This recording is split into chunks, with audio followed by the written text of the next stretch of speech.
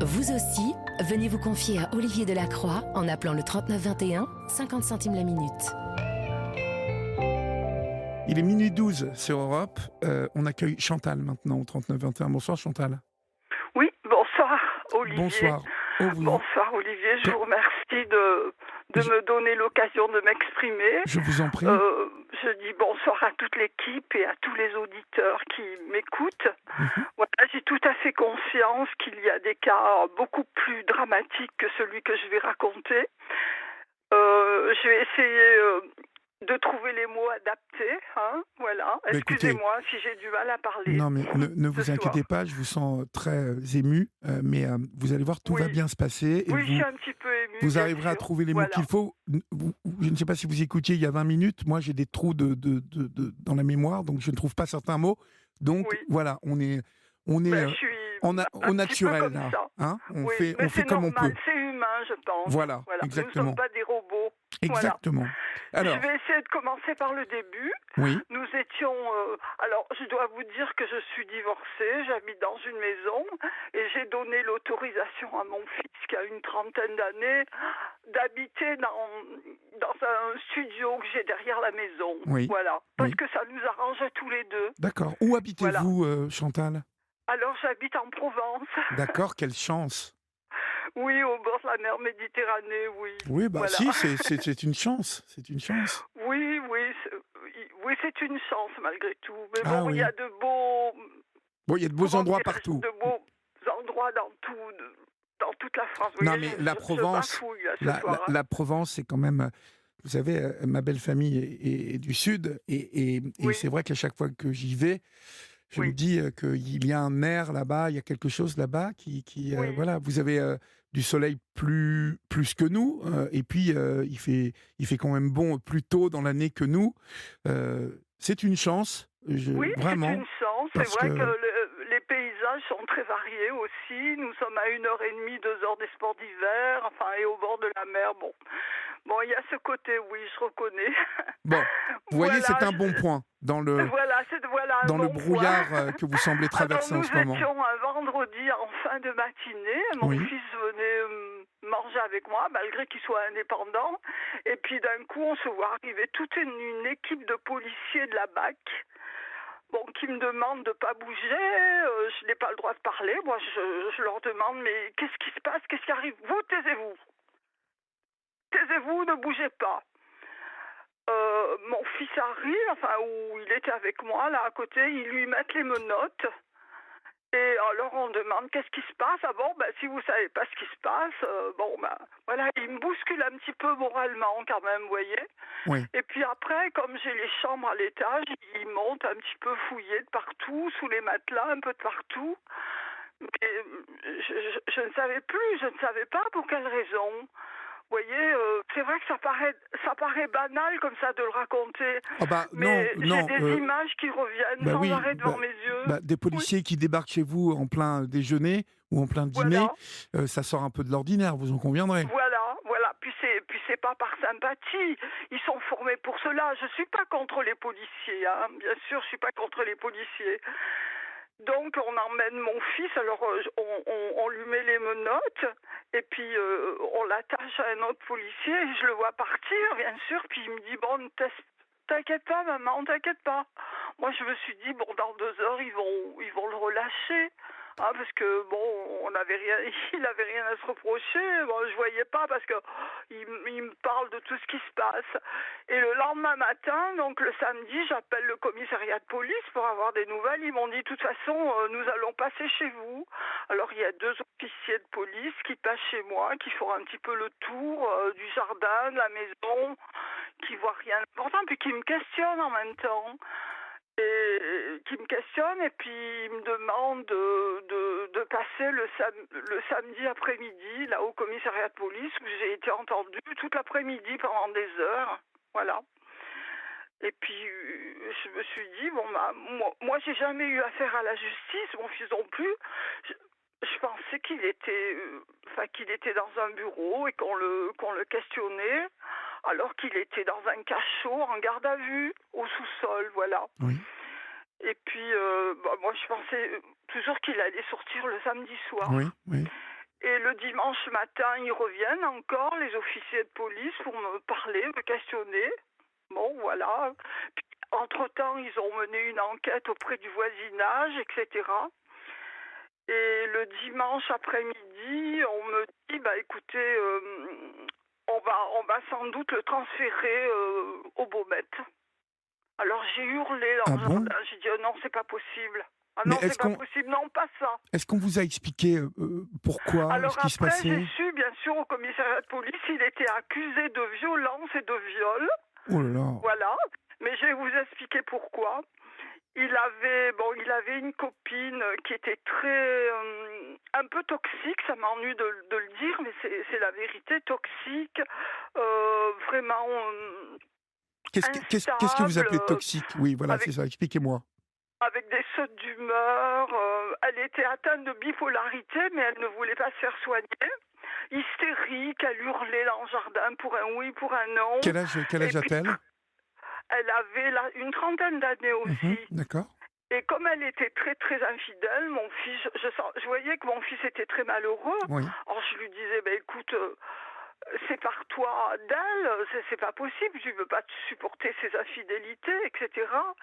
Alors, il me disait, bah je l'ai dans la peau, j'y arrive pas. Puis elle était très manipulatrice en même temps, vous voyez, Olivier. Et puis, comme il lui a demandé de partir donc le jeudi soir, parce que vraiment il n'en pouvait plus, pourtant il l'aimait, elle est allée l'accuser de viol et de violence conjugale. Oh là là. Voilà. Et donc, heureusement que le dimanche soir, au dernier moment, le procureur a pu lire l'enquête qui a été établie. Et il a vu que cette personne était vraiment très instable, vous voyez. L'enquête était vraiment... Le procureur, en fait, a pris sa décision suite, je suppose, cette jeune femme a été interrogée par les policiers? Oui, oui, bien sûr, elle a été interrogée par les policiers. Alors, ils sont venus chercher des grosses chaussures. Voilà, le dimanche matin, ils sont venus chercher des grosses chaussures que mon fils avait. Oui. Et soi-disant, elle avait reçu des coups par ses grosses chaussures également. Et ça ne correspondait pas. C'était elle-même qui s'était donné des coups sur les cuisses. Et elle est allée au centre hospitalier les faire examiner. Et c'était tout faux, hein, c'était tout faux. Alors, c'était tout faux, en fait. Votre fils, bien sûr, a nié, je suppose, vous le connaissez, votre fils? Oui, bien sûr. Mon fils m'a toujours dit jamais je ne frapperai une femme. Et elle essayait, elle a tout fait pour que mon fils la frappe. Parce que ça l'aurait arrangé, mais il m'a dit jamais je la toucherai. Jamais je la toucherai. Il y avait déjà eu ce type d'altercation. En tout cas, vous avez été... Il vous en parlait de ça? Il vous disait qu'elle essayait de le provoquer? En fait, je m'excuse de vous avoir interrompu, c'était elle qui était violente. Il me disait qu'elle lui avait jeté une tasse de café sur son ordinateur qui était neuf, elle lui a cassé la porte de son studio. Elle était très violente, il avait même reçu un verre au visage, il a encore la cicatrice. Alors moi, tout ça, bien sûr, je l'ai dit à la police quand j'ai interrogé. Et comme mon fils a parlé dans le même sens, parce que je ne peux pas rentrer dans tous les détails, hein, il y en aurait pour plusieurs heures. Comme mon fils a parlé dans le même sens, bon, le procureur en a tenu compte. Et le dimanche soir, bon, il est ressorti de ce cachot, hein, vraiment, dans un état lamentable. Il était en garde à vue. Il sort, il l'a vue, elle était à la terrasse d'un restaurant, elle a fait en sorte que mon fils la voie, et elle était en train de boire et de manger tranquillement. Voilà. Et votre fils est où maintenant? Il est derrière dans son studio, mais il s'est beaucoup replié sur lui-même. Mais vous m'étonnez, le pauvre. Je lui ai demandé d'aller consulter un psy, il n'arrive plus... Enfin, il a du mal à sortir, vous voyez. Mais il a des amis, je suppose, votre fils. Il a des amis, mais avec tout ce qui s'est passé, il a peur de tout. C'est vraiment parce qu'il est très sensible. Mais oui, oui. Il est très sensible et moi, je l'ai toujours éduqué dans la droiture. Enfin, Voilà, jamais il aurait frappé une femme. Mais pour se venger, cette jeune femme l'a accusé de viol et de violence conjugale. Malheureusement, Voilà. vous savez, Chantal, Pardon ? malheureusement, on évoque souvent sur cette antenne la violence faite aux femmes, mais on parle aussi de temps en temps d'histoires comme ça, de couples qui se séparent en guerre. Et malheureusement, aujourd'hui, ce type d'accusation, dès qu'elles sont proférées par une femme, c'est tout de suite tout le monde aux abris. Et malheureusement, votre fils a fait les frais de ça. Mais c'est vrai qu'aujourd'hui, on est dans un tel climat de violence faite aux femmes que tout de suite, les premières décisions qui ont été prises dans ce qui concerne l'affaire de votre fils, c'est tout de suite de le mettre en garde à vue. En tout cas, Et il y a eu, je dirais, plutôt un réflexe, même si c'était à vos dépens, il y a eu quand même un réflexe immédiat de la part des policiers qui est plutôt sain et normal, si vous voulez. Comprendre. Vous comprenez ça. C'est pour ça que je me permets de dire que je ne suis pas contre les policiers. Non, mais j'entends bien que vous n'êtes pas contre les policiers. Mais vous voyez, en fait, malheureusement, aujourd'hui, certaines personnes savent que si elles profèrent ce type d'accusation contre un homme, ça va aussi des attouchements, vous voyez, faits aux enfants. Il y a pas mal d'histoires comme celle-là où on a affaire à des femmes qui n'ont aucun scrupule à aller porter des accusations graves, qui en profitent, qui savent que à partir du moment où elles profèrent ce type d'accusation, eh bien, on va avoir l'effet d'il n'y a pas de fumée sans feu. Vous voyez ? À partir du moment où on profère ce type d'accusation, eh ben, malheureusement, l'opprobre est jeté sur celui qui est accusé. Donc, comprenez dans ce que traverse votre fils là, le fait qu'il soit choqué et qu'il ne sorte pas, parce que ça a dû Bien évidemment, lui, il a dû se dire, mais qu'est-ce qui va prouver que je n'ai pas fait ça ? Moi, il m'a dit, je veux absolument qu'on prouve mon innocence, que je sois blanchie. Alors, ce qu'elle a fait, cette jeune femme, c'était une étrangère, elle est d'un pays asiatique, elle est repartie dans son pays, nous avons toutes ses affaires. Elle est repartie là, directement. Et elle parle de nous sur Internet, avec notre adresse, notre nom. Elle est loin, elle est cachée, et mon fils a décidé de prendre une avocate parce que il fait bien, là, il y a diffamation, c'est grave quand même. Et moi, je vais aller déposer une plainte quand même, parce qu'il y a mon nom, il y a mon adresse qui est sur Internet. Oui, mais qu'est-ce qu'elle fait sur Internet ? Elle écrit quoi ? Elle continue ses accusations ? Elle écrit que mon fils, en donnant le prénom, le nom, notre adresse, l'a violenté, l'a violé, etc. Voilà. Oui, c'est très grave. C'est grave, ça. Oui. Oui. Mais bon, vous voyez, est-ce que vous avez eu l'impression que les policiers, une fois qu'ils l'ont interrogé, parce que vous savez, le procureur, il n'a ni vu votre fils, ni vu cette jeune femme. Donc ça veut dire que le procureur, il a pris la décision de relâcher votre fils en lisant les interrogatoires de l'un et de l'autre. Bien sûr. Et puis, surtout, je vais vous dire, le procureur prend sa décision sur le ressenti de l'OPJ, l'officier de police judiciaire, qui a interrogé cette jeune femme. Ça veut dire quand même que l'officier de police judiciaire qui a interrogé cette jeune femme, il a dû faire part de ses doutes au procureur et de son ressenti par rapport à cette jeune femme. Il a dû déceler quand même tout ce que vous me décrivez. Vous voyez ? De toute façon, je me répète, Olivier, ce que mon fils a été interrogé et nous avons dit exactement les mêmes choses, et les voisins aussi, parce qu'un dimanche, je me souviens, un dimanche, elle criait, elle hurlait hystériquement dans le jardin. Il y a même un voisin qui est venu se plaindre. Mon fils a dit à ce voisin, mais écoutez, venez la calmer, moi j'y arrive pas. Or tout ça, ça a été ça a quand même été noté et je pense que le procureur en a tenu Bien compte. évidemment, bien Vous évidemment. voyez, S'il y a une enquête de ce qui m'a fait voisinage. mal aussi, Olivier, mon fils m'a raconté que tous les jours, on l'a emmené aux urgences avec les menottes. 3 policiers l'emmenaient aux urgences pour savoir s'il arrivait à supporter. À Et supporter quoi?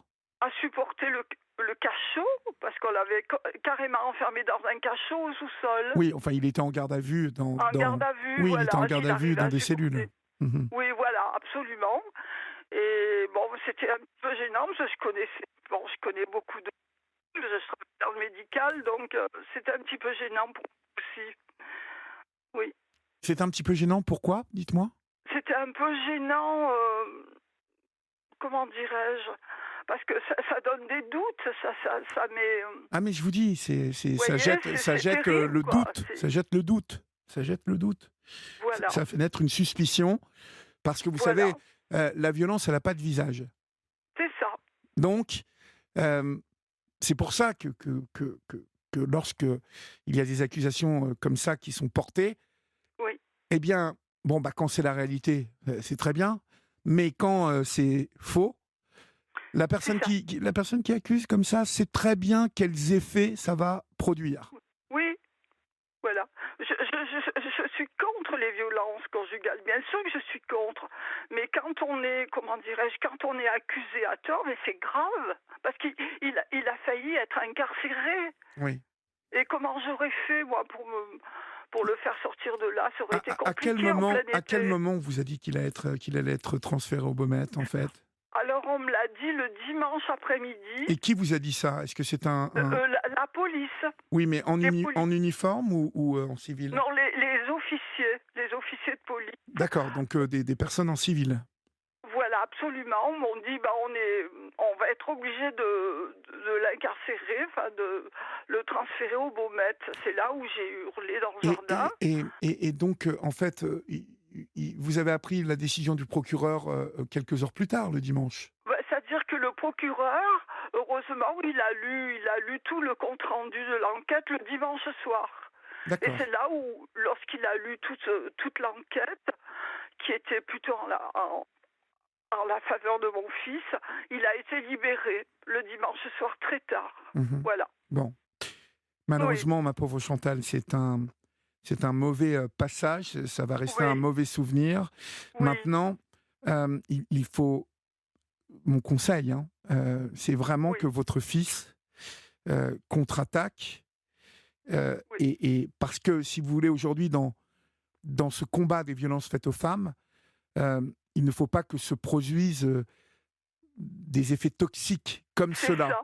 Et les fausses accusations doivent être absolument réprimandées aussi. Ça veut dire que cette femme, si les accusations sont totalement fausses, et bien sûr, c'est ce qu'on ressent sur vos dires, c'est totalement faux. Bon, eh bien, il faut que votre fils prenne une avocate et qu'il porte plainte, parce que on ne peut pas laisser faire ça non plus.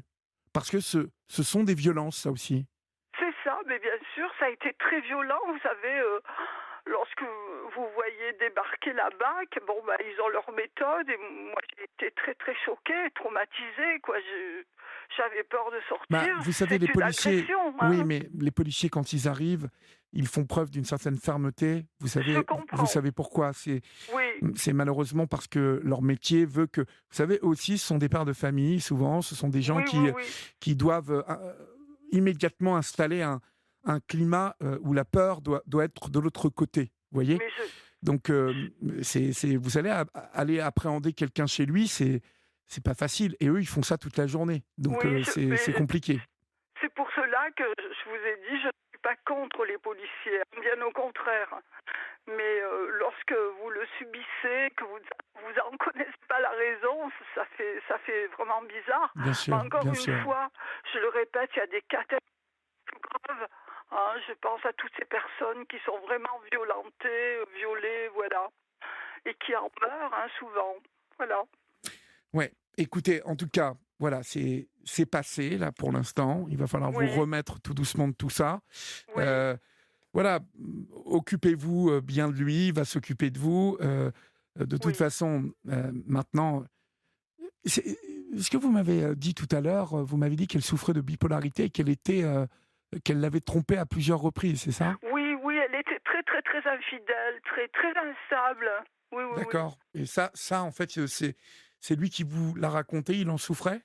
Ah oui, il en souffrait beaucoup. Ah oui, oui, oui, il en Parce souffrait qu'il beaucoup. il était amoureux, lui. Elle partait, elle revenait, elle partait avec un autre. Enfin, très, très, très instable. Oui. Oui.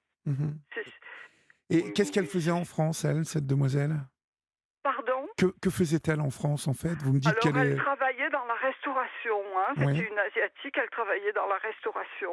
Mais d'accord, alors, elle restait une semaine, elle repartait, puis elle allait dans un autre restaurant. Elle restait pas longtemps. d'accord. Et il était amoureux d'elle? Il était très amoureux parce que bon, elle était très mignonne, très jolie, c'est vrai.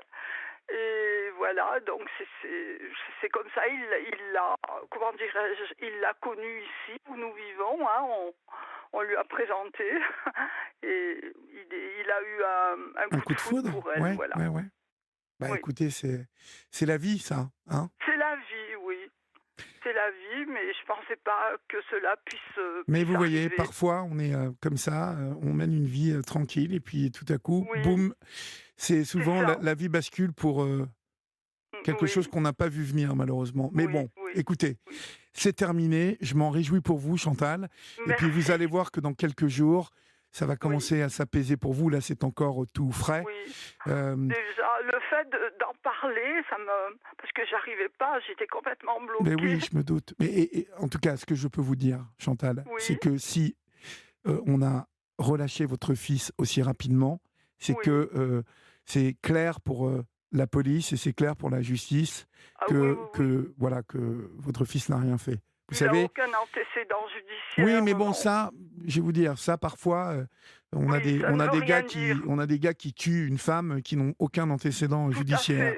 fait. C'est pas ça, c'est que là, Oui, enquête de voisinage, enquête, parce que comme vous dites, c'est très important que lui, de son côté, ait raconté la même chose que ce que vous racontiez vous. absolument. Et C'est ce puis, qui nous a... Dieu merci que les voisins aient été témoins du comportement hystérique Ah de cette oui, demoiselle. oui, Parce oui. que imaginez, Oui, sans ça, je pense que ça aurait été très compliqué. c'est ça. On est vraiment passé proche Tout près. de... Alors maintenant, c'est fini et essayez de vous tourner vers l'avenir et ça n'est qu'un Oui. mauvais épisode. Et D'accord? je lui ai demandé de faire de cet épisode, d'en faire une force. Voilà. Il faut qu'il soit, la prochaine fois qu'il tombera sur une jeune femme, et ben voilà, il y regardera peut-être à plusieurs fois avant de s'engager. Oh là là, Hein? oui, oui, oui. Ah, certainement, Bon. certainement. On oui. vous embrasse bien fort, en tout cas, Chantal, Moi et on aussi, je vous vous souhaite embrasse. bon courage. Merci à toute l'équipe, merci à Je tout vous le en monde. prie. Au revoir, Chantal. Au revoir.